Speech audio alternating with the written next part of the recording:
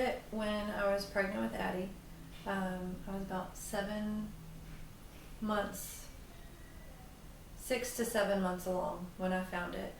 And I showed it to my doctors, and everybody chalked it up to being pregnancy hormones, everything starting to come in, being later in pregnancy. So they said, well, we'll send you for an ultrasound just to kind of appease your mind. And they didn't think it was anything, so I went for the ultrasound. And I was told in the ultrasound that it was not cancer because it moved around, and cancer doesn't move, and cancer is not painful. And so there's that. But so went through the rest of the pregnancy, and when I had Addie, I said, hey, I was checked for this because I had her on February 7th, and I was checked first in December.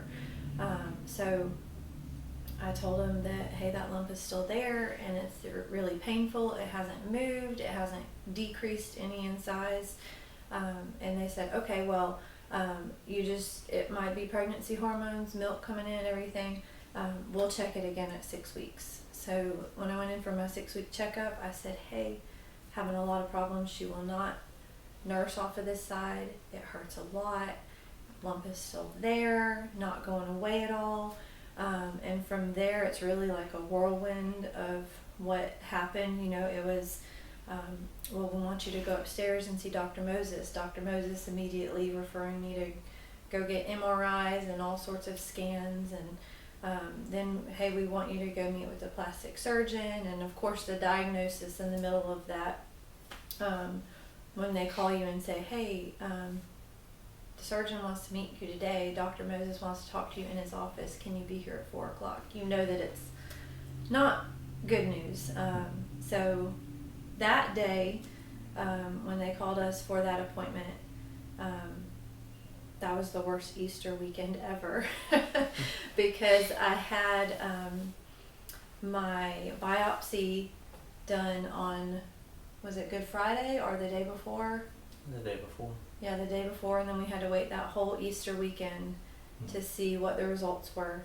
And went in Monday afternoon at 4, and they said, no, you do have cancer, and it is a tumor in your breast. We do not know how large it is, how invasive it is. And so, of course, we had to do more testing. I had further biopsies done, which were not fun at all. But we got through all those testing, and I went in, long story short, they recommended a bilateral mastectomy because more often than not, when you have cancer in one, it's going to come back in the other within 5 years. So I opted out to do the bilateral mastectomy, so I wasn't in that position a few years later. So went into the bilateral mastectomy not knowing if I was going to have chemo, radiation, because they didn't know the extent of the tumor, if it had spread into the lymph nodes or anything just yet. Got the preliminary results back the day after surgery, and of course I don't remember any of this. Philip tells me that it had not spread into my lymph nodes, and I would not require chemo or radiation at that time. That they were going to send it off for further testing, then get back with us, more in depth.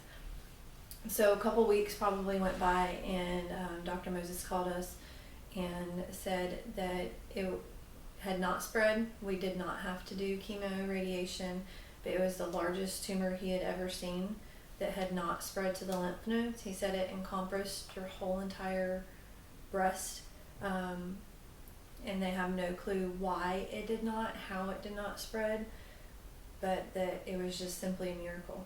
From there, we thought that the hard part was over. But that's when of course the recovery came in. I couldn't do anything. Here I had this 9-week-old baby, and I couldn't hold her. I couldn't nurse, hold her, pick up anything. I couldn't even do anything for myself. So just watching my kids, grow up and not really be able to do anything with them for months at a time. But through everything, I had a lot of infections. I was on a lot of medication, and 10 surgeries later, I have gone through with this, and so November will be 3 years that I haven't had surgery. Later, my last surgery was around Thanksgiving 3 years ago. So, yeah. It was certainly a super difficult time. I mean, the thing that I wasn't the one going through cancer, but the thing that kept going through my mind before the surgery, before we knew everything was gone, was we have an infant, we have a toddler, and I'm about to lose my wife. And so that's the thing that kept coming back into my mind over and over and over again. So there were times where, at least the times that I look back on, are where we were just crying in each other's arms on the couch. And I remember those times, and I think just my tendency is to just, you know what, I got this. Even being a pastor, right? My tendency is, I got this. I can take care of this. I'll do whatever I need to do. And so there were times where I didn't just deal with it. I just kind of pushed it down and said, we just got to do the next best thing, which is easy when you have two little kids at the house and there's so much to do. But it was usually at nighttime that we had a chance to sit down and weep over what was going on. And then after all the tests came back and they said it was cancer, but non-invasive, she didn't need chemo. Now it was just a matter of, okay, now we just got to get through the infections and the reconstruction. And at that moment, I knew she was good, and I was able to praise the Lord for what He had done, because that doctor was adamant that it was invasive because of how large he could see it was.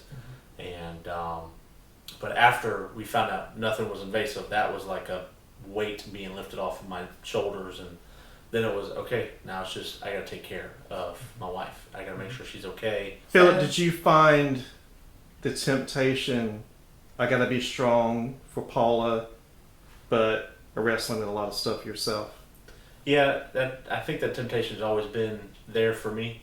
From my childhood and my dad not being around and going through all that kind of, I guess you would call it trauma, always felt like I had to be the strong one. And so I guess that carried over into adulthood. And then, I knew I was the dad, I was the husband, I was the man of the household. I needed to be strong, but that temptation to not deal with anything was super strong.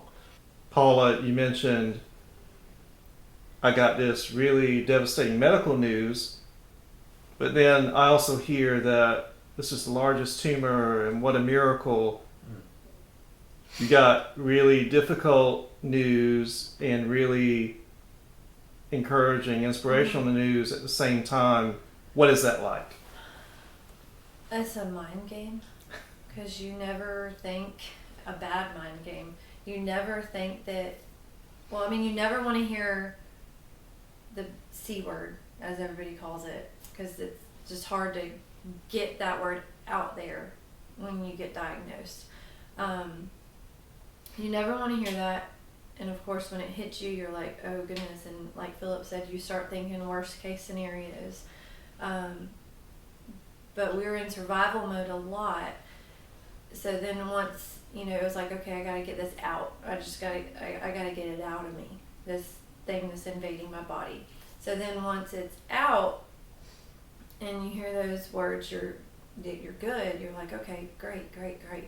But the more I began to recover from everything, the more surgeries I went through and got better, the devil started playing this game in my head, like, yeah, you had cancer, but you just had surgery to get it out. You didn't have to go through chemo, you didn't have to go through radiation, like, you didn't have the real deal. And so there was some years that I went through that, like, I had cancer, but I didn't have to go through all that. Like, I didn't have it. Of course, I didn't have it as bad as some people, but there was a lot of anger, a lot of resentment, and I guess some of letting go of the life that you thought you would live. So it was really hard. And like Philip, I push a lot of stuff down and don't talk about it until, I'm a blubbery mess when it hits the fan. So it took a lot of years for me to not be mad at God, but then through that, I'm like, well, why wouldn't I get it? I'm not special to be able to not have to go through these trials. And it's just a part of my story that, I can share with others and learn a lot from about trusting in Him during that process, even though it was definitely hard. So I think it's probably wrong of us to just say that God puts these circumstances in our life to better us in other ways. But I do believe that in all of our hardship, there is purpose and grace that comes out of that. How did this experience make the two of you better spouse, better parent, better friend, better minister? What did you see out of that changed you? I think there's a few avenues, for that Philip and I, we definitely learned just to appreciate the small things, and celebrate, each year we have,